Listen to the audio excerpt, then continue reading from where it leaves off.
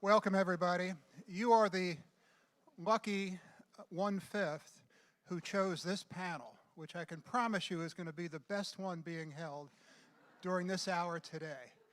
It's on executive power in the U.S. Constitution, and what topic could be more timeless and also more timely? Am I right?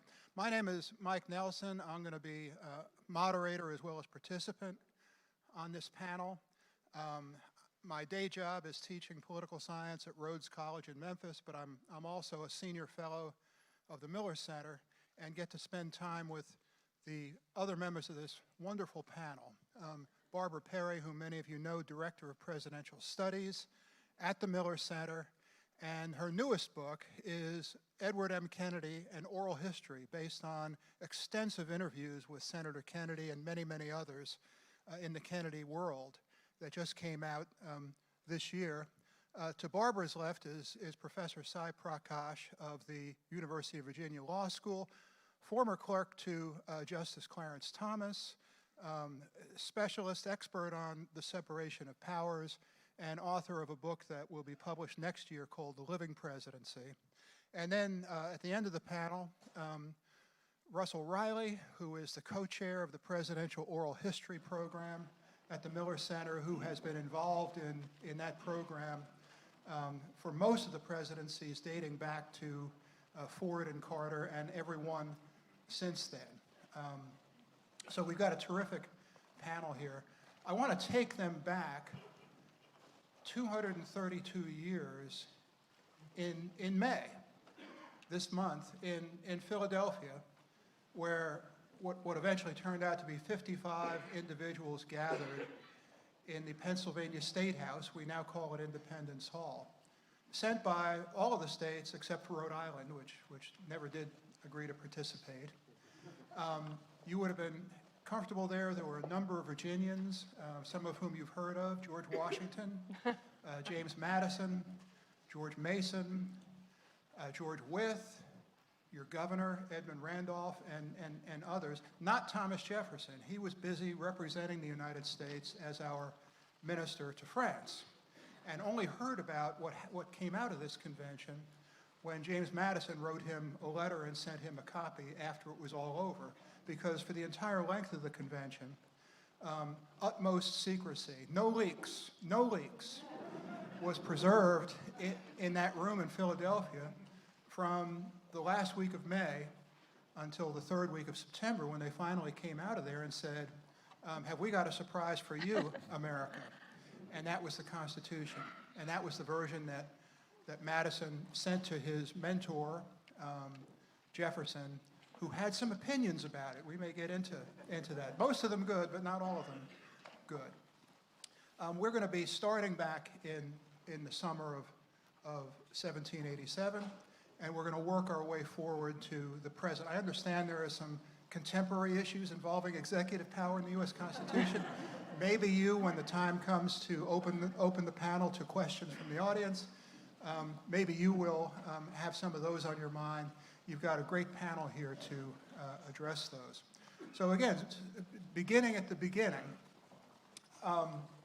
Sai, I'm going to start with you, but for all of these questions that are raised, everybody will have a chance to participate, contribute to the extent that they care to. But at that convention, where some issues, as we know, got settled through what basically amounted to straight political compromises, right? Small states want a Congress organized in which each state has an equal vote. The big states want it organized according to population. What do? Eventually, they split the difference. We get the House and the Senate. Free states don't want slaves counted as part of the population for purposes of representation. Slave states do, and in another sort of straight political compromise that surely gives us some qualms today, 3/5, slaves will count as 3/5 of a person. But when it came to designing the presidency, it really wasn't clear what was a slave state's interest or a free state's interest in a particular design. It wasn't clear what a big state's interest or a small state's interest was, and they were starting from scratch. There was no model of a successful executive strong enough to lead but not so strong as to oppress. And over the course of that summer, the presidency was really the last component of the Constitution to really come into focus. And so many of the most important decisions involving the design of the presidency were only made a week or two before the convention adjourned. So, Cy, pick out one or more of those decisions that were made at the convention that you think have been of the greatest enduring significance in terms of how the presidency has functioned over the years. Thank you so much. I'm very glad to be here today and gratified by the turnout. I think one of the most important decisions made at Philadelphia was the decision to have one president rather than a plural executive. And so there was a proposal on the floor to have 3 executives drawn from different parts of the country. And the idea was if you have one president, you'd eventually have a monarchy of sorts. And Edmund Randolph said, no, we need to have 3 executives form a council, and they will jointly exercise the executive powers. And many people spoke against that, and obviously they prevailed, and we have 1 executive rather than 3. An alternative would have been to have 5, 6, or 7 executives. Many states had plural executives. The executive in Pennsylvania actually was plural. There was no a person that really headed up the executive. It was called the Supreme Executive Council. In Virginia, there was a governor, but the governor was checked in all respects by the Executive Council. So the Constitution really departed from those examples by vesting significant authority in one person, and the only time the president's checked in the exercise of those powers is with respect to appointments and treaty making. Other aspects of the executive power can be exercised by the president alone, just writing up some piece of paper and signing it, right? He can issue pardons and nominate people and do all kinds of things. So the unity of the executive branch, we take it for granted, but it wasn't obvious at all to people at the convention. I think the second thing is the independence of the executive branch. That too wasn't obvious. Before the Constitution, we had something called the Articles of Confederation, and under the Articles, Congress was the executive. It was a plural executive, and it created departments, and the departments basically served at Congress's pleasure. When they got to the Constitution, got to the Constitutional Convention, they decided to create a more powerful, independent executive, and you see that in how the executive is selected. Congress doesn't have a right to select the executive. You see it in the term that presidents serve. It's a long 4-year term. You see it in the salary protections of the president. You see it in the impeachment provisions. It's very hard to impeach anybody, and of course it's very hard to impeach and convict a president. And so they created this sort of powerful executive branch and made it difficult for Congress to control because they wanted to have 3 branches acting as checks on each other. So I think unity and independence are the 2 things that I'd cite to. Anyone want to add anything? I'll just add one item, Mike. And first of all, thanks to Mike for moderating today. Because he's the moderator, he doesn't get to talk about himself. But Mike is one of the leading presidency scholars in the country, and along with our colleague Sid Milkus at the Miller Center, Mike and he have produced the #1 textbook used across the country in the presidency. And he also serves very frequently with Russell and me in our oral history project. So we're always grateful when he comes up from Memphis to be in residence with us. So thank you, Mike, for that. I would just point to one thing that I guess is not really in the Constitution per se, but because of the description that Mike and Cy have given, that we end up with this interesting combination for our president that so far only he has been both the head of government with all the descriptions and formal powers that we're discussing here. But because we don't have a monarch and we don't have a president and a prime minister, as they do now in many countries, he's also acts as the head of state. So he does all the ceremonial duties as well. So we might talk about that as we go along today and how that helps to create certain images and imagery around the President of the United States. And that becomes such an important role. And it is everything from when I taught at Sweetwater College, one of my students' younger sisters sold the most Girl Scout cookies in the country one year. And the way she did that was she set up, and Russell now is our provider via his daughter Catherine at the Miller Center, so I know where I speak when I speak of Girl Scout cookies. But so this student of mine, her sister, set up at the Smithsonian Metro Station in Washington a booth where she sold her Girl Scout cookies, and that's how she sold the most in the country. And every year, or at least at that time in the 80s, the Girl Scout who sold the most cookies in the country went to meet the President of the United States. So she took her whole family, and they met in the Rose Garden with Ronald Reagan. So that's one of those examples of the ceremonial head of state duties, but also representing our country at state funerals around the world and that sort of thing. So we'll talk more about that as we go along, but I just wanted to add that as an informal piece of this constitutional structure. I would add to what Cy says about independence and unity, that it's important to understand as well that there was division, that the Constitution does create, depending on whether you look at it as my teacher Richard Neustadt said, as separated institutions, sharing powers or separation of powers, that there is an important sense of division along with that unified executive, and that's an exceedingly important factor in the Constitution, and it's one that's playing out even today, particularly as we're looking to the courts now to make some decisions as to whether what's going on in the White House and on Capitol Hill ultimately passes constitutional muster as representative of what the Constitution was intended to reflect in terms of the division. You mentioned the Articles of Confederation. The great distinguishing characteristic of government under the Articles was that the entirety of the government was invested in a single institution, in the Congress. The great change in Philadelphia then is that as they were empowering a central government in ways that the Articles simply did not as a weak body, once they decided to invest that great power in a national government really for the first time, it was exceedingly important for them to create safeguards in that body or in that document by creating division. And so there is a certain theoretical purity and elegance about a model of a unitary executive that I find very appealing. In practice, as a political scientist, I see division rather than unity in the executive as the most important factor in the Constitution. The oath, everybody who serves in government, civilian or military, takes an oath of allegiance, but only the president's oath, only the language of the president's oath is actually in the Constitution.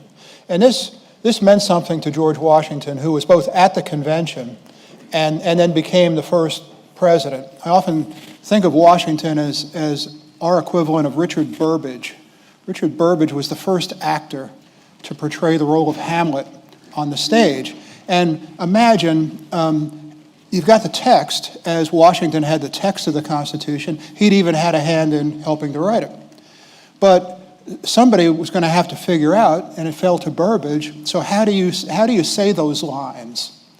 How do you relate to the other actors on the stage? How do you take something that is two-dimensional, words on a piece of paper, and make it three-dimensional? And Washington, among other things, looked at that oath of office and thought, okay, there's something significant about the fact that my term will begin by taking the only oath of office whose language is in the Constitution. Therefore, it ought to be surrounded in ceremony. So he takes the oath in public in New York City, which was the temporary capital.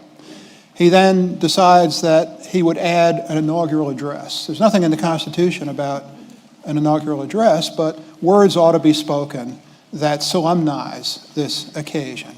And they ought to be words not that involve saying, well, here's what I want Congress to do this year, but they ought to be words whose theme is to remind us of what makes us a people under this new Constitution. And then he thought there ought to be some sort of celebration afterward. Now we have inaugural balls. That night it was fireworks. And of course the oath then takes on unexpected significance when 7 states choose to secede from the Union just on the news that Abraham Lincoln has been elected before he even takes office. And it falls to him to think, well, I've taken an oath to preserve, protect, and defend the Constitution. And that means that I've taken a solemn oath, a unique oath, to preserve the Union of which this Constitution is the government. So I don't know that the framers of the Constitution had any of this in mind specifically. Surely they didn't anticipate a civil war.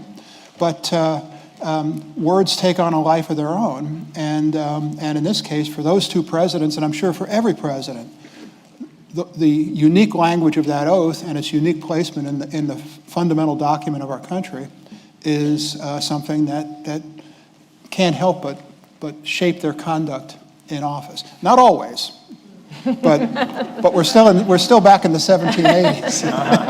And Washington's still president, right? Any other thoughts about this? Well, the Constitution, one of the things about the Constitution, is my next question, is that admittedly it was an imperfect document because they put in a process for amending it.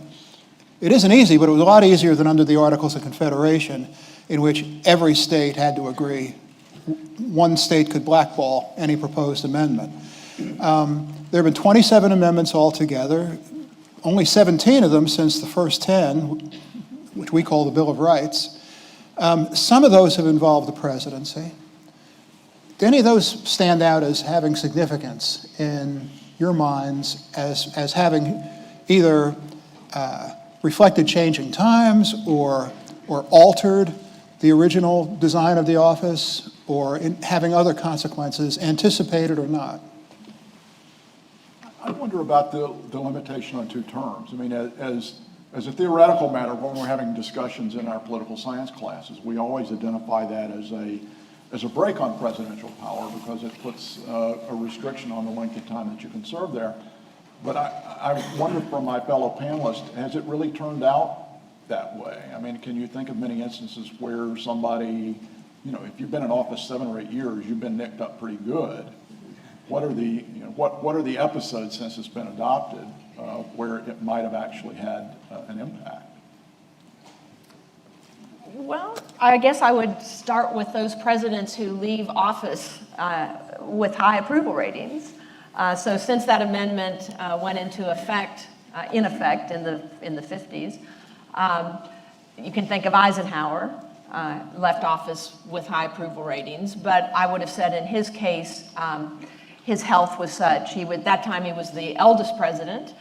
He was 70 as he left office, and his health had not been good. He had suffered a terrible heart attack while visiting his in-laws in Denver in, 1955, I think it was, and couldn't get back to Washington for 7 weeks.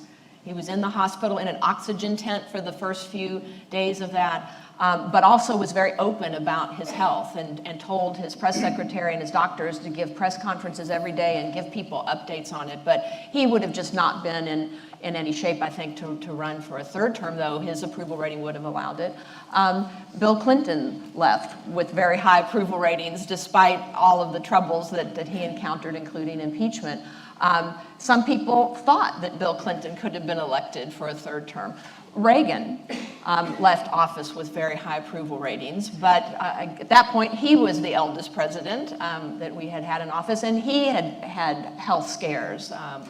Obviously the assassination attempt that took a toll that we didn't realize at the time, but through our oral histories, for example, that Russell helped to conduct on the Reagan Project, we know that took a terrible toll. He had cancer surgery for colon cancer in the midst of his presidency. So there also were some indications that maybe the Alzheimer's that ultimately took his life was beginning to have an impact towards the very end. So it would appear that Russell's right, that in its impact, it probably hasn't prevented anyone but maybe Bill Clinton from, who might have wanted to run for a 3rd term, to run for a 3rd term and actually be elected. But to go back to what the Constitution did and didn't do, remember it does establish via George Washington a precedent because he's writing on a blank slate. He could have had a 3rd term, but he, like many presidents after 2 terms, are ready to go home.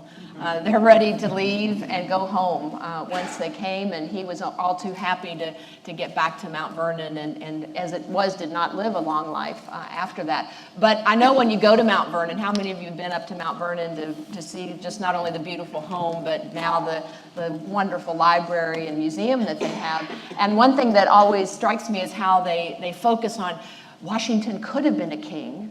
He could have been a king. He could have stayed forever. He was so popular, but he didn't. And then we know that, of course, Roosevelt broke that precedent in 1940 in the midst of the Depression still at us and the war now raging in Europe and the South Pacific. So I think, again, practically it probably hasn't had that big of an impact. But you must say to yourself, presidents know that when they're elected. They know in that first term, they know if they get a second term, they know that that will be the end, or at least we think they know that will be the end. We'll see. I wonder, can we talk about the 25th Amendment? Absolutely, but let me just make Okay. one comment about the 22nd. This business of placing within the Constitution a limit on the number of terms that the president could serve. So the framers of the Constitution at that convention, sort of thinking through as the weeks unfolded how to design the office, it became very important to them that there be no limit on the number of terms a president could serve. They included that omission, or they omitted that limitation very intentionally. They felt these three things. One is the president should always have an incentive to do the best possible job, and what better incentive than the prospect of being reelected. They thought the country should have the option of keeping somebody in office who they felt was doing the best possible job. And they also feared that if a president were forced to leave office at the end of a term limit, that he might try to hold on through illegitimate means.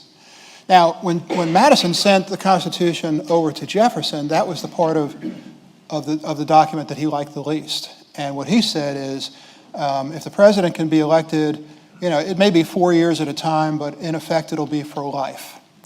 And then it'll turn into a hereditary office. It'll be passed on from father to son. And some of these concerns seem perhaps far-fetched in our time, but I think something that Richard Brookhiser pointed out one time, I have not been able to get away from it. Of our first 6 presidents, Washington, Adams, Jefferson, Madison, Monroe, and John Quincy Adams, the 4 Virginians, none of them had a son who lived into adulthood. So there was no George Washington Jr., there was no Thomas Jefferson Jr., James Madison Jr., or James Monroe Jr. The one president who did have a son became president. And so it may be that Barbara's done a lot of research on the Kennedys. She knows we sort of have a kind of royalist strain in our culture. We like to see the next generation of a political family. They're talking about George P. Bush now, Chelsea Clinton. And we may have dodged the bullet that Jefferson anticipated by the fact that none of those early presidents was able to kind of establish sort of in our minds the idea that you keep a president in for life, and then you choose the eldest son to be, elect the eldest son to be successor. So that observation of Brookhiser, you all know who Richard Brookhiser is. He's a wonderful writer of short biographies, nice short biographies about framers of the Constitution, and I owe that insight, if it is an insight, to him. The 25th Amendment, Barbara, yeah, you mentioned disability. Clearly that was an attempt in some ways to deal with the kind of thing that happened with Eisenhower. It was, and he was very much involved in pressing for first of all, a study to be done, because he was very concerned with what was happening to his health. And I went back to look at this when Hillary Clinton went down with the pneumonia. Remember, in running in 2016, she collapsed at the 9/11 commemoration that year, and apparently had been struggling with this and didn't bring that out in the public. So I went across the hall. This wonderful thing about the Miller Center, just knock on the door of Will Hitchcock, the definitive biographer now of Dwight Eisenhower, and say, well, how did Eisenhower handle this? And that's where I got the insight that he said, yeah, there was Eisenhower stuck in Denver in a military hospital for 7 weeks 1 year before he was going to run, we thought, for re-election, which he did, and successfully, despite having ileitis and an operation for that the next year. But Will said Eisenhower took this approach that the public should know everything about his condition, but he then moved forward to get his Attorney General, Herbert Brownell, to start a process of looking at the possibility of having an amendment to the Constitution to deal with disability. And then the Miller Center did a study, I know Russell knows about that, to see what kind of amendment we should have, and that's how we have ended up with the 25th Amendment. And you do hear about that on occasion now, because there is a provision for determining the disability of the president, whether that's physical or mental. So I have amendments that, have any of them had, in your view, measurable effects on the presidency? You know, there've been a lot of amendments that have affected Article 2, which is the article dealing with the presidency. But when you think about the way the presidency has changed, most of the changes have been informal, not formal. Probably the most significant amendment is the 12th Amendment, which basically allows for party line voting. Electors now vote for a president and a vice president rather than casting 2 votes for president. And that was meant to deal with the Jefferson-Burr disaster of the 1800 election, Yes. where they had a tie, and it was like, dozens of ties in the House before the Federalists switched their votes to Jefferson and he became our president. Even though it was sort of understood that Jefferson was the presidential candidate and Burr was the vice presidential candidate. So the 12th Amendment deals with that. But if you're really thinking about constitutional change, if you're reading the amendments to the Constitution, you've really missed the boat, because there have been so many changes to the presidency outside of the amendment process that you're going to be deceived if you try to find the amendment that modified the Declare War Clause or modified the treaty power. Before we leave the amendments, though, and you're right, there's so much to talk about that's happened outside the process of changing the language of the Constitution. One of the unintended, I'd say 2 of the amendments that have been mentioned had unexpected effects on the vice presidency, which, by the way, was the closest thing to an afterthought at the Constitutional Convention that you can imagine. It sort of pops up there at the last minute, and there's hardly any discussion or debate, and there it is.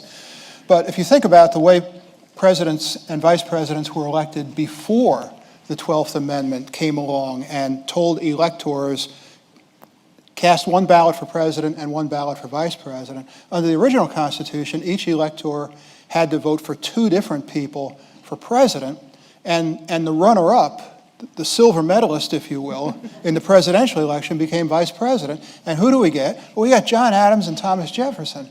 Not too bad. Once you separated the vice presidential election from the presidential election, it no longer had that prestige of having been the second place presidential candidate's reward. Then you think about the 22nd Amendment, the 2-term limit on the president, but certainly one thing it has done is for vice presidents serving in that second term, it has freed them up to start running if they want to, which previously they would have felt they couldn't do, because what if the president decides to run again? And if you think about, since the 22nd Amendment was added in 1951, that's Vice President Nixon, Vice President Humphrey, Vice President Gore. The vice presidency now is an office that during the president's second term and the vice president's second term can be a launching pad for a presidential campaign. We'll see what happens if President Trump is reelected and how Mike Pence would conduct himself during a second term. But certainly he won't have to worry about, well, what if, well, maybe he will, but in theory, he wouldn't have to worry about, well, is President Trump going to think, well, what if I decide to run again? Because he wouldn't be able to. Mike, I actually think that the 12th Amendment would have some significant importance for Cy's theory of a unitary executive, because by the original design, you're creating a skunk at the garden party situation where your number 1 political opponent is imposed on you as a governing partner, and that creates a real problem for you if you believe in a theory of a unitary executive. If you wipe away that original framework and you create the current situation, or the one we've been governed under since then, you're bringing in a vice president who is effectively a team player, maybe not because of ticket balancing, but at least theoretically, somebody who's a team player rather than the runner-up in the presidential election. You know, Russell's point is very interesting, and if you look at early vice presidents, they really weren't team players, but that's because they aren't considered executives, right? The vice president's only function is to preside over the Senate, and John Adams did that, and he cast, I think, like 20 tie-breaking votes, but he was not a close advisor of Washington because he had no executive functions. He wasn't Secretary of the, Secretary of War, or Secretary of State, or what have you.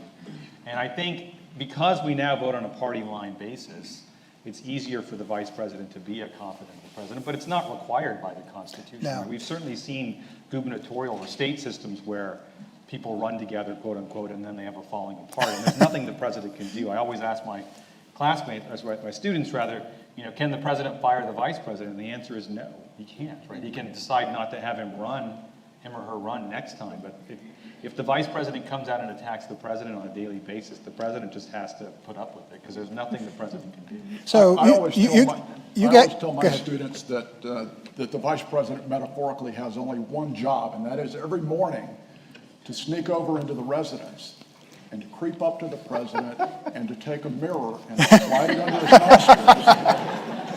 And if the moisture appears there, then the job is done. The president is going to keep doing what he's doing, and you got 24 more hours. Cy mentioned governors and lieutenant governors. I'm not from Virginia, but how's the relationship going here? Well, I was thinking of New York. My understanding is that Betsy McCaughey had a falling out with the governor. And, no local. And there was nothing he could do. I wasn't speaking about our wonderful comment. Okay. But I see Governor Belial's in the back. He'll respond to questions at the end. Oh, good. Governor Gerald Belial and former director of the Miller Center, trying to look inconspicuous.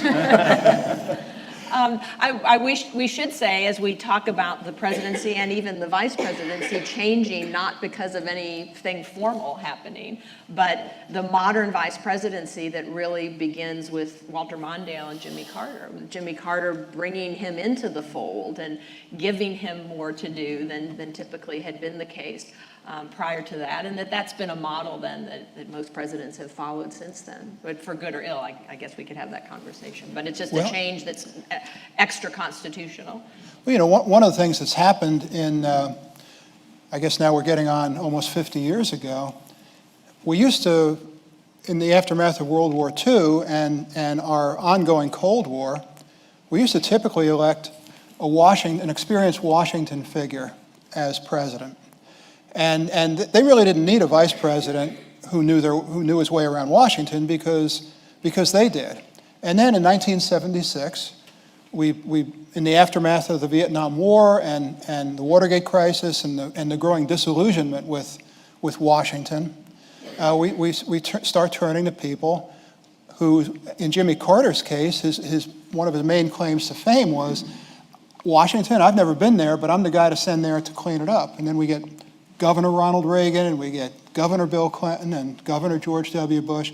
In Carter's case, he very much realized that Walter Mondale, a veteran U.S. senator, a respected U.S. senator, could really do him some good as a kind of right hand in telling him how to navigate this new governing environment. And when Mondale asked him, here's what I need to be an effective vice president. I need an office in the West Wing, which vice presidents previously had not had.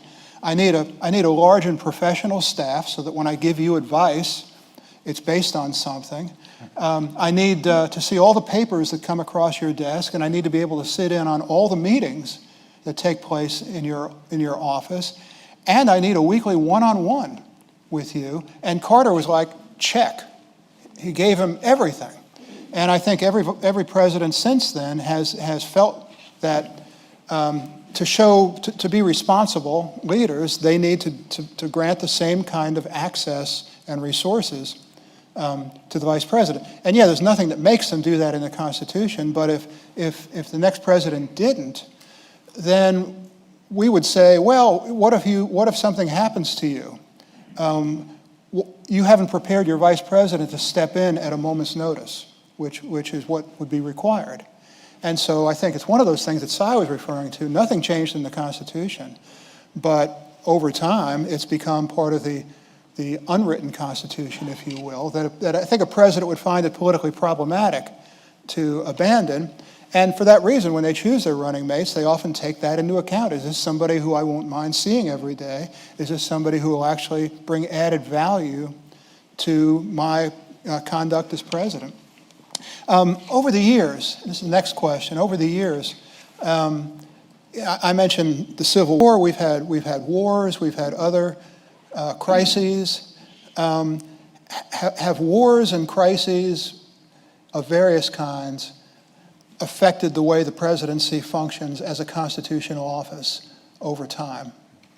I think the answer to that is absolutely, and I would borrow from what Cy said earlier, that a great deal of this has been informal. One of the striking characteristics of the American Constitution is that there is no formal provision for emergency powers in the document. If you look at other democratic charters, for example, the French Constitution, there are formal provisions in there for how you go about governing in times of war or in a serious crisis. There are explicit provisions set up for an alternative way of governing in emergencies. The American Constitution doesn't have anything that exactly parallels that, and so it's left the execution of emergency powers sort of up to interpretation and up for behavior. For most of us, we kind of understand as second nature that the presidency is empowered during times of crisis, and I think that's generally true. It hasn't always been the case. If you look at what happened during the War of 1812 with James Madison, for example, the system pretty much fell apart. That may be the exception that proves the rule. It could be that because we came so close to disaster in 1812 that we decided that we had to have an alternative way of governing other than these separated institutions sharing powers that I talked about earlier. And so by the time you get to Abraham Lincoln, partly based on Lincoln's understanding of his oath of office, partly based on his understanding of the commander-in-chief role, Lincoln did things in the spring of 1861 that by any standard understanding of the Constitution were plainly illegal. And he did it because he believed that it was necessary for saving the Union, that he believed almost in the sense that John Locke believed that there had to be a prerogative power in any constitution that would allow for self-preservation in instances where the government or the society was under extreme duress. Lincoln asserted and successfully asserted that the war power existed, not only existed, but it existed with the presidency. John Quincy Adams, much earlier, as a member of Congress, had actually asserted at one point that the war powers existed with the Congress, and that if you were interested in liberating the slaves, as he had been as a member of Congress, the only way that would ever happen, John Quincy Adams said, I think in the 1830s, 1840s, he said it'll have to come as an adjunct of war, as a necessity of war, but he said then Congress will have to do it. Lincoln basically said that Adams was right as it related to what war did for the government, but he was wrong in the sense that Lincoln was able to exert massive authority during the Civil War that had never existed before because of the necessity of the times. If you consider, for example, the Emancipation Proclamation, where do you find in the written document of the Constitution that kind of authority that the historians Charles and Mary Beard once called the most stupendous act of sequestration in the history of Anglo-Saxon jurisprudence? This is a president of the United States going in and with the stroke of a pen eliminating chattel slavery in the United States. It's a bit more complicated than that, but that's the simplified version. So behaviorally, constitutionally, there is no formal provision in the document for emergency powers, but behaviorally, we have behaved in alternate ways that look very familiar to people today, where vast emergency creates vast powers in the presidency. And then what is the aftermath? In other words, do presidents exercise extraordinary powers in time of crisis, and then it resets to the pre-crisis setting, or is there a residue, is there a lingering effect on the conduct of the presidency after a war or crisis? That's much debated about whether the powers revert back to normalcy after the end of a crisis. And of course, we don't know what's going to happen at the end of a crisis because we're still in several wars that date back to the Bush administration. I want just to piggyback on what Russell said. I think if you're going to think about the presidency and the major changes in the office of the presidency, I think one would be emergency authority of the sort that Russell discussed, but although that's still, I think, quite contested, a more successful amendment would be the initiation of conflict. Congress, under the Constitution, has the power to declare war, but today presidents start wars all the time, and it's not thought to be unconstitutional by people within the executive branch. There is a bipartisan consensus amongst executive branch lawyers that the president has authority to start at least some wars, and we've seen both Republican and Democratic presidents do that over the past 30 or 40 years. If you're going to think about international agreements, there's also a bipartisan consensus that the president can make treaties without going to the Senate. He just calls them something else. And sometimes they're blessed by Congress after the fact, and sometimes they're supposedly blessed by Congress before the fact. And so I think, to go back to what was said earlier about the oath and how important it is, one has to question how important the oath is in a system in which the president or presidents have basically changed the Constitution via practice. And in some measure, certainly some members of Congress have acquiesced to that. And what does it mean to preserve, protect, and defend the Constitution when presidents have actually amended the Constitution via their practices? I think, what's emblematic of the modern presidency is the idea that practices define what the Constitution means, not what it meant in 1789. Practices can put a gloss on the Constitution, to quote Justice Frankfurter from his Youngstown opinion about the seizure of steel plants by treaty. That is what the modern presidency is all about. If I do something repeatedly, it becomes legal. And lawyers are instinctively attracted to this. And there's a certain conservative nature to this, right? Because if it's been done 20 times, who's the yahoo who's going to come in and say the 21st time is now illegal, right? And so there's a certain something to it. But if you take it seriously, then the oath doesn't mean anything, I think, because because you basically have a system where the president, by repeatedly doing something, can change the Constitution. And I've just given you 3 examples. There are many others where presidents have changed the Constitution. And I don't mean to pick on the presidency. Congress and the courts have amended their own authorities as well. We are now into the 21st century and soon to get into the end of the second decade of the 21st century. Well, let me say that in about 10 or 15 minutes, we're going to open the floor to your questions. And there's a microphone that is set up. Come up here and you tell them. There's somebody shaking their head back there who knows what he's talking about. I've got the mic. Oh. This microphone will be carried to you if you raise your hand. But Trump presidency, Barbara, let's start with something that may not set off fireworks that other things will. And that is President Trump's innovations in the use of media, in the use of various forms of media as a way of doing something that presidents have always had to do, and in the 20th century began doing with greater regularity, and that is trying to communicate with and influence the American people. Sure.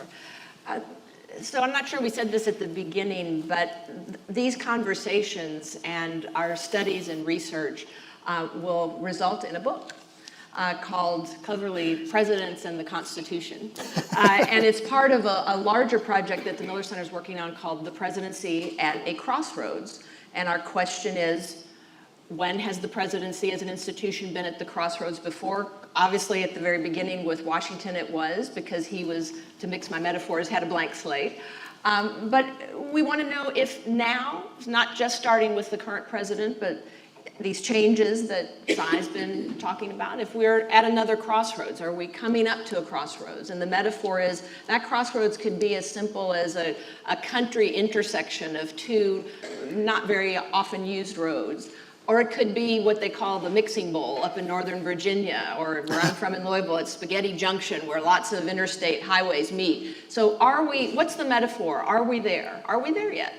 And so when we look at Trump and look at changes that have been made informally, not even on the powers of the president, but just how presidents operate with the people. So this is really the heart of Mike's question. This is going to be my chapter in this book coming out from the UVA Press just in time, we think, for the 2020 election. So be on the lookout.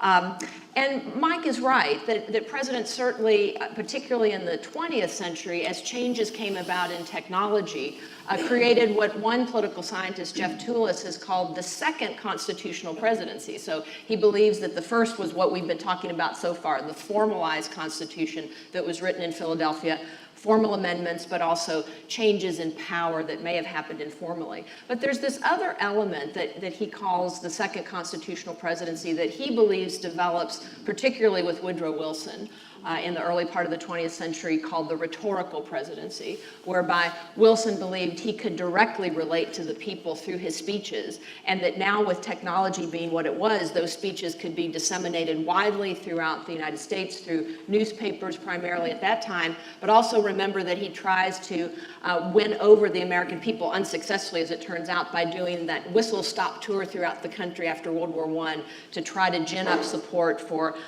ratifying the Treaty of Versailles. So he had this vision of presidents directly relating to the people that the founders really didn't have and probably wouldn't have approved of. They were always putting in place these formal institutions like the Electoral College between the presidency and the people. But as technology grows and media grow along with it, presidents see that this concept of directly relating to the people works for them. And obviously the next big change comes with FDR and the advent of radio and the advent of newsreels, so that he can present, remember I talked about images of the president in that kind of head of state role that he has, directly related to the people. But I would like to point out, as we will bring this up to the incumbent, is that in the course of 12 years as president of the United States, how many fireside chats do you think FDR gave? One a month, several a year? Nope, not quite 4, a little bit higher. Someone said 100, did I hear? 2? It's 30. It's 30, about 30. So he knew to use it to his benefit, but to use it sparingly because he didn't want to overuse it. And then the next change is obviously television. When Eisenhower is elected in 1952, 20% of American households have a television set. By the time Kennedy's elected in 1960, over 80% of American households have a television set. And he really is the first television president, isn't he, in terms of how he uses it. So what does he do? Within the first 5 days, he gives a live, televised, prime-time news conference. And one of my dear friends here, John Davis, former ambassador to Poland, told me that he was in those audiences. The number of press people who wanted to come was so big they had to have it in the State Department auditorium in Foggy Bottom. And John said he, as a young Foreign Service officer, would go and sit in the back because this was high drama, high theater, and the great Kennedy wit. And 90 million people saw that first press conference that Kennedy gave. How many do you think he gave a month? Only 2. Now that sounds like a lot in this day and age because presidents have moved away from that. But he knew how to use that to get his message across, but again, using it sparingly. Now with the Trump presidency, and I call it presidency by Twitter, or tweetocracy, we're now in, the way I compare and contrast it would be as if FDR and John Kennedy had a hot mic in the Oval Office, and every time they had an idea, they would just speak into the microphone and we would all hear what they were saying. But they knew to use that medium sparingly because they knew it was most effective. I'm not here to say that overuse of Twitter is less effective. It may be, given that we're in the social media presidency, that may be effective. We shall see in the long run if it is the case. But it is certainly this effort to reach the people directly, and how different, again, from the founders' view of the president's relationship to the people. And also think of the other thing that's changed in our constitutional structure, and that is the suffrage. That the founding fathers created an electoral college to put the president, another layer between the president and the people in terms of election, and yet who could vote in the founding period? White male property owners. Thank you, sir. That's a prize to you. White male property owners, like the founders themselves. And they didn't even trust themselves to elect the president. They had an electoral college in that sense. They didn't trust people like themselves. Now we have universal suffrage with social media, the president directly relating to the people in real time, multiple times a day, and the people being able directly to relate to him as well, right? So think of that layer that's been placed over our democracy of social media and universal suffrage. I will leave you with that thought to ponder as you go through our Presidential Ideas Festival.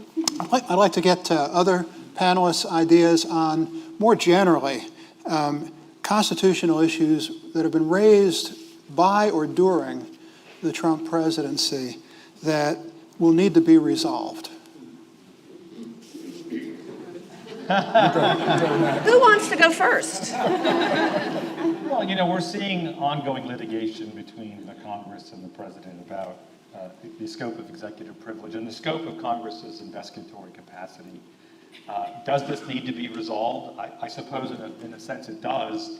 Will it be resolved? If the past is prologue, these disputes continue indefinitely, right? What's gone on in this administration is somewhat different than what's gone on in past administrations, but it's not fundamentally different. President Obama claimed executive privilege with respect to Fast and Furious documents. He also claimed that White House staff could not be forced to testify. That's basically what the president and William Barr is arguing today. It's possible that it'll get resolved. If the Supreme Court says something, I predict that the White House and the executive branch will fall in line. But if it's just a district court judge, the answer is they won't.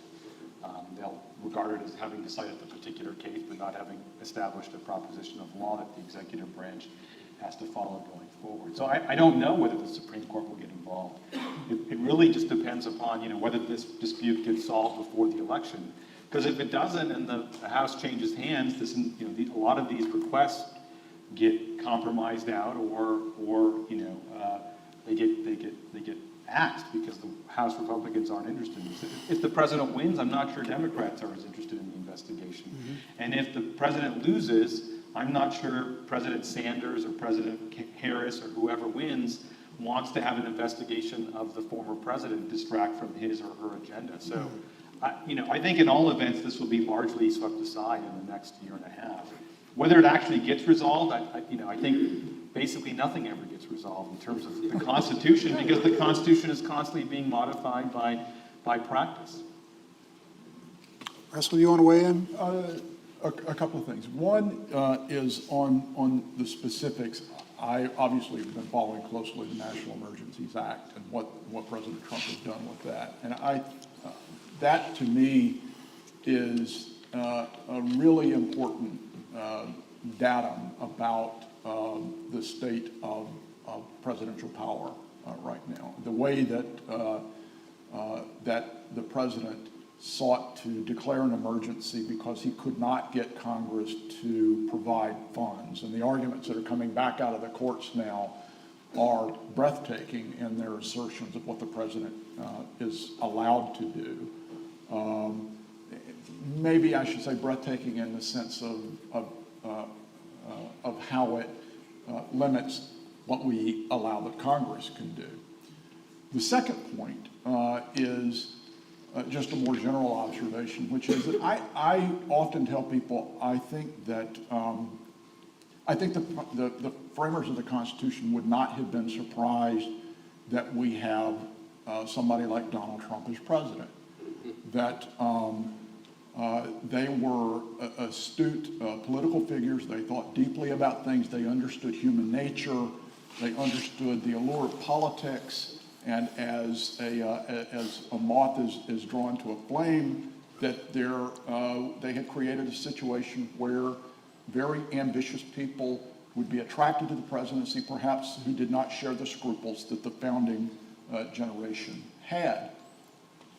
What I think would have astounded the framers is what's going on in Congress right now, which particularly in the Senate, an unwillingness on the part of Mitch McConnell, sorry, Barbara, No need to apologize. your Kentucky colleague there, but that I think that they would have been astounded at the unwillingness of congressional Republicans to assert its congressional institutional prerogatives such that the balance that they expected would be sustained. So they expected a highly ambitious and perhaps unscrupulous person could arise to the presidency. They would not have expected the kind of passive response that is coming out of the House and the Senate. Just two very quick comments under the broad heading of impeachment, but that pick up on earlier themes, and then somebody be ready with the first question from the audience. One is, if you think back to the emerging over time Watergate scandal of the Nixon years, really the source of information that people had about what was going on was the mainstream media, right? It was CBS, NBC, ABC, the Washington Post, the New York Times, and the newspapers around the country that basically followed their lead in reporting. President Nixon's ability to short-circuit the mainstream media was negligible. Well, now we have a president who has his own pipeline, direct pipeline, certainly to his supporters through Twitter and through Fox News, and essentially has inoculated his supporters against any evidence that might come out and persuade them otherwise. Second observation is this. We've seen, since the Democrats took control of the House, I think there have been 20 separate efforts by House committees to get information from the administration in the form of subpoenas. The Trump administration has decided to comply with none of them and basically said, let's take it to court if that's what you want. I do wonder if a new function of the impeachment process, because when the House initiates an impeachment investigation through the Judiciary Committee, its sort of constitutional right to information from the executive grows because they need it to make this decision. Whether we might expect to see the House launch an impeachment investigation, not for the purpose of seriously pursuing it to the end, because there's going to be an election not too far away, but rather as a new tool for prying information loose from the White House, which would be an entirely new sort of understanding of what that constitutional power of impeachment is to be used for. Okay, who's got a question? And who's got the mic to bring to the person who has a question? Because it ain't me. Who's got the microphone? All right, we've got a question over here in the front. Oh, you've got this. Hi, everyone. Please come up to the mic and ask your questions here. Thank you so much. Okay, we do have a mic now, a mic stand. Go ahead, sir. First of all, thank you so much for doing this. It's really very fascinating. I was wondering how the modern election process has changed the institution of the presidency, and if you believe that the National Popular Vote Compact that is currently going through state legislatures will have an impact on the presidency as well. Well, I mean, the first part of your question is an essay question, and and I need 3 hours. But in terms of this national popular vote, the idea is that states would agree to cast their electoral votes, not necessarily for the candidate who carried their state, but for the candidate who got the most popular votes nationally. And I think so far about 15 states have agreed. Understand they are all blue states. They are all Democratic states that are mad because in 2 of the last 5 presidential elections, a Republican has won even though he got fewer votes than his opponent. I don't know that it's going to go beyond that, because imagine being the governor of Tennessee and saying, oh, by the way, we're going to cast our votes for Bernie Sanders next time, even though 65% of Tennesseans voted for Donald Trump. I just don't know that it's the way. And by the way, it's kind of a gimmick. It's kind of a way of changing the Constitution without changing the Constitution. And so I predict that it will be a good talking point that gets us considering, should we replace the Electoral College with something else? And that may turn out to be its historical value. Thank you. First, just one comment about the 22nd Amendment. I think it would have had an effect on President Obama because he could have run for a third term, and he was young. And I think he would have won, but anyway. What about, the thing that really annoys me the most is how the Senate Majority Leader and the Speaker of the House can prevent a vote.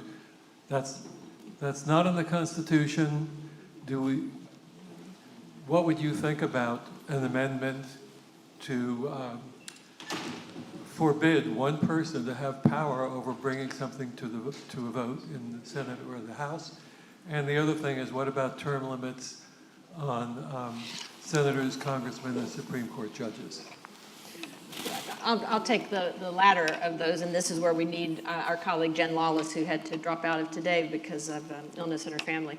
But certainly on term limits for members of Congress, when we were talking about term limits on the president, I'm glad that you raised this because I thought we should mention that, of course, there still are no term limits for members of the House and the Senate, and no term limits for federal judges. They serve for good behavior, which in effect is for life.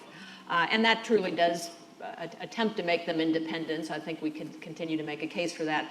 Back in the 1990s, particularly, there was a movement among various states, and I think Missouri's case ended up all the way at the U.S. Supreme Court, for the states to impose term limits on their own members of the House and the Senate. And that case made it all the way to the U.S. Supreme Court, and the Supreme Court ruled against that, to say that while states can determine the time, place, and manner of the elections that they hold, they cannot be out of alignment with the national constitution. If we're going to have a national constitution, at least on term limits or no term limits, it would have to be uniform across the 50 states. So despite this current wave of populist movement, and again, another wave of anti-Washington and anti-politician, you would need a constitutional amendment, I think, to make that happen. I'll leave to others to talk about the ways of Congress, but while it is not constitutional, it's my sense that they get to make their own rules. So the filibuster, for example, in the Senate, they get to make that rule themselves. And they also get to eliminate it, as they did from judicial appointments now for all levels of the federal judiciary. Thank you. Go ahead.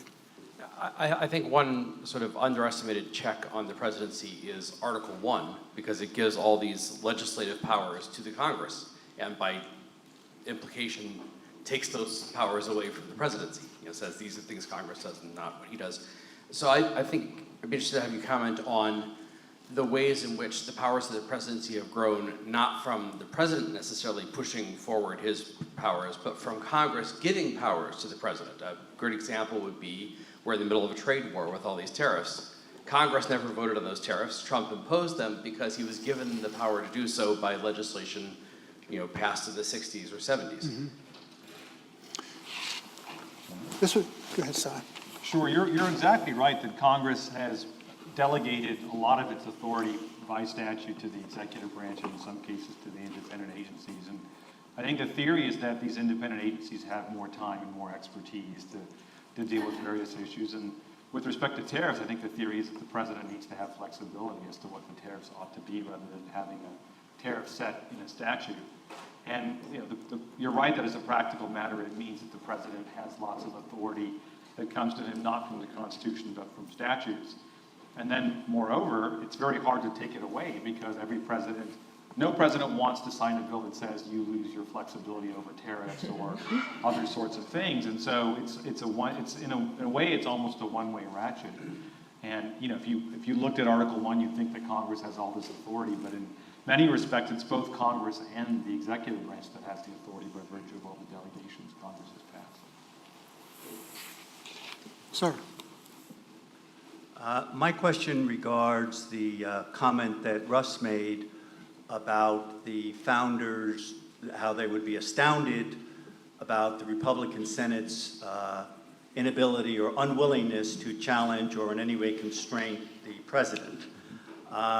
It reminded me of something I was reading a week or so ago about how the Republicans in Nixon's time gradually came to see that really something had to be done, but they by no means thought that initially. And Watergate, as we know, went on for a long time. I'm wondering if any of you think there's anything that could happen that would make the Republicans in the Senate think, well, this guy, we really have to do something. You know, when Trump was elected in 2016, something like 217 out of the 241 Republican members of the U.S. House ran ahead of him in their districts. And I thought, okay, what this shows, and by the way, they ran on traditional Republican platforms of free trade and entitlement reform and so on. And I thought, okay, he's gonna find out that when he starts pushing his own policies, these Republicans in Congress are gonna say, hey, I'm more popular in my district, in my state, than he is. And they'll side with me. And Bob Corker, senator from Tennessee, sort of took that for granted. And boy, did he find out he was wrong. And boy, has just about every Republican member of Congress who thought that his or her constituents within the Republican Party back home would side with him or her rather than with the president. Every one of them virtually has found out they were wrong. This is Trump's Republican Party. And he has this, as we talked about earlier, he has this direct pipeline to his supporters, which are 40%. I mean, I watch these rolling poll averages on Real Clear Politics and 538. They aggregate all this, the summary of all the polls on it. Trump has 40%. He said when he ran, he said, I could shoot somebody in the middle of Fifth Avenue and it wouldn't cost me a vote. Well, it wouldn't cost him those 40%.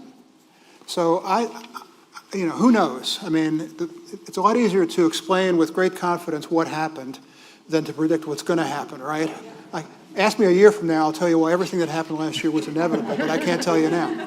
So I don't know what it would take for Republicans in Congress to turn against President Bush, but I don't think it would be their constituents. I think it would be a kind of mass outbreak of profiles in courage, unlike any we've ever seen in history. Mike, I actually think that that's the strongest argument for people who say to the Democrats, give up on impeachment and devote all of your energies to defeating this at the election.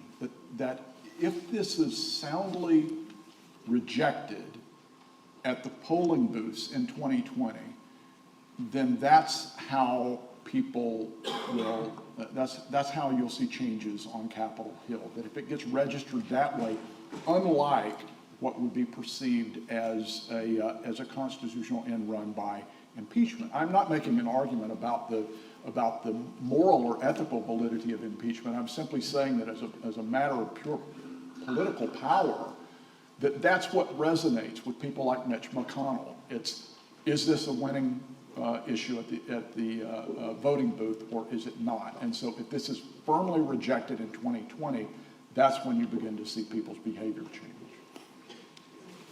I actually don't think, it's fair to point to one political party and say they're the problem. I think if you go back to the Obama administration spent money without an appropriation on Obamacare, and they were sued and they lost the suit. Both presidents have agendas.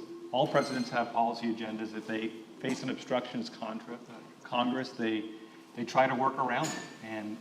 And people who oppose what they're doing speak up and they wonder, why isn't the other party stopping this president? And the answer is because the other party agrees with what the president is doing oftentimes, right? So the House Democrats weren't objecting when President Obama spent money on Obamacare because they thought it was useful for Obamacare, and they thought the Republicans were being unreasonable by not funding the very act that was passed the year before. And I think that's just true across both parties. Both parties think that the other party is terrible and that their party is virtuous, and they don't understand why Congress doesn't stand up to the president, but they aren't asking those questions when their president's in power. I'll make a historical comment to yours about Watergate and the delegation of leaders of the Republican Party from the House and the Senate in August of 1974 who went down to the White House and said to Richard Nixon, here are the facts. You will be impeached, you will be convicted, we can't save you and you don't have our votes. I think Barry Goldwater said, you will not have my vote in the Senate. That's what But, I read. yes, but do remember, they were in the minority. And so they knew that it all was lost and that they were, I think, trying to cut their losses and also just say to the president, you'd be better off to resign. And that's not the case now. The Republicans, obviously, in the Senate are not in the minority. We'll talk about Senator McConnell offline. We have time for one more question. I don't know if we have time for one more answer, but we have time for one more question. Thank you. You occasionally will hear from pundits, more often on the right, that the presidency just is too large and too powerful. George Will comes to mind in particular, and he might pine for the days of William Howard Taft or maybe Coolidge, somebody who kind of sat there and waited for things to come to him to sign or veto. And that was really the limitation of the presidency. Now, clearly, that's never going to happen again. Presidents are never going to backtrack on purpose and say, oh, you know, make me into Taft. But what would that even look like in the modern world? Is that even possible if the Constitution had been more limiting to keep the presidency in the box that it seemed to have been in under Taft? How could we even operate in that way in the modern world? Well, that'll give you all something to think about, including the panelists. Please thank this panel. Thank you. Thank you, Mr. Moderator. That went pretty well. It went very well, thanks to you.